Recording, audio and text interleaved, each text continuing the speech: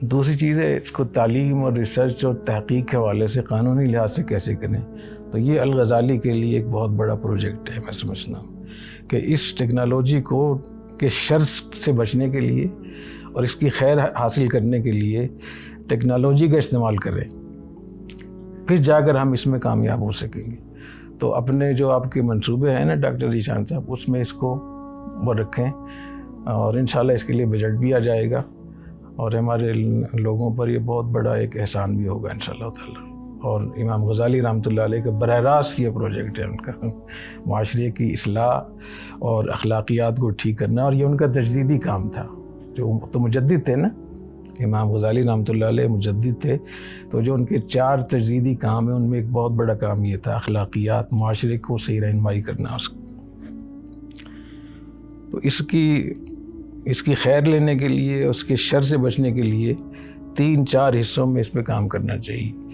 ایک تو یہ کہ اس کے اندر کچھ چیزوں کو بند کر دیا جائے. ایسے اپلیکیشنز, ایسے ایپس ہم تیار کریں, ایسے سافٹ ویئر ہم بنوائیں کہ اس کو جب ہم استعمال کریں کسی لیپ ٹاپ میں, کمپیوٹر میں یا حکومتی حلقوں میں, کہیں بھی کسی ادارے میں, اسکول میں, کالج میں, یونیورسٹی میں, تو کچھ چیزوں کو ویسے ہی وہاں سے بند کر دیا جائے. دوسرے نمبر پہ کہ ایسی چیزیں جس سے نگرانی ہو, استعمال کرنے والے کو پتہ ہو کہ مجھے کوئی دیکھ رہا ہے. بند تو نہ کریں لیکن اس کو یہ پتہ ہو کہ مجھے کوئی دیکھ رہا ہے. اور تیسرا ہے کہ متبادل چیزیں, اور متبادل میں پھر آپ ان کو ہر وہ چیز دیں جو ان کی ضرورت کی چیز ہے اور جائز ہے.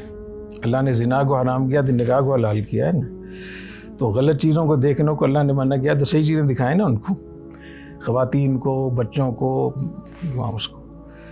اور اسی طریقے سے جو ہمارے 2 پاکستان میں ادارے ہیں, پیمرا اور پی ٹی اے, جو تمام ان چیزوں کو کنٹرول کرتے ہیں, ان سے بات چیت کر کے ان کے قوانین کو فعال کروانا, ان سے لابنگ کرنا, بات چیت کرنا, اس کا ہمیں اہتمام کرنا چاہیے.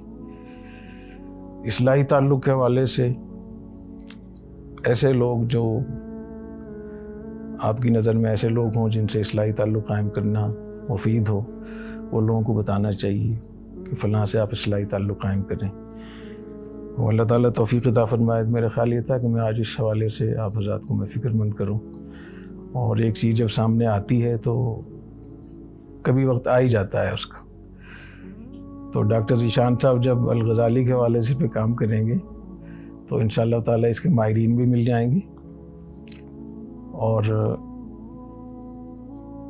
قانونی لحاظ سے اور سرکاری سطح پہ, حکومتی سطح پہ ایسی قوانین کو بنوانا یا قوانین کو نافذ کروانا میرے خیال ہے یہ مشکل نہیں ہے.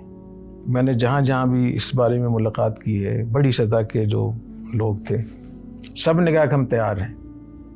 تو ایسے معلوم ہوتا ہے کہ اگر کوئی آدمی مضبوط پیچھے سے ہو نا کام کرنے والا, کسی اس پروجیکٹ کو آگے بڑھانے والا, تو ہر جگہ آپ کو سپورٹ ملے گی انشاءاللہ.